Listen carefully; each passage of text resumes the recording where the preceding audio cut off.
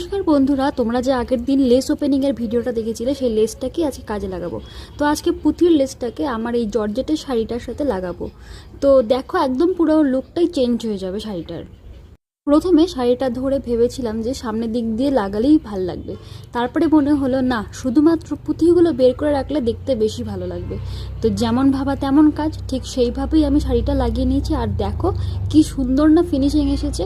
এই শাড়িটা এমনি দাম ছিল 300 টাকা, এখন প্রায় 800 টাকা দাম হয়ে যাবে, এত সুন্দর লাগছে শাড়িটা। এই রকম শিফন শাড়ি নেব করে নেওয়া হয়নি, এবার নিয়ে নিজের হাতেই বানিয়ে নিলাম। আর সেলাইটাও দেখো, আমি তোমাদের দেখিয়ে দিচ্ছি, এরকম করে একটু হাতে সেলাই করে নিলেই হয়ে যাবে। তোমরা টেলারিংয়ের কাছেও দিতে পারো, বাট আমি হাতেই করেছি।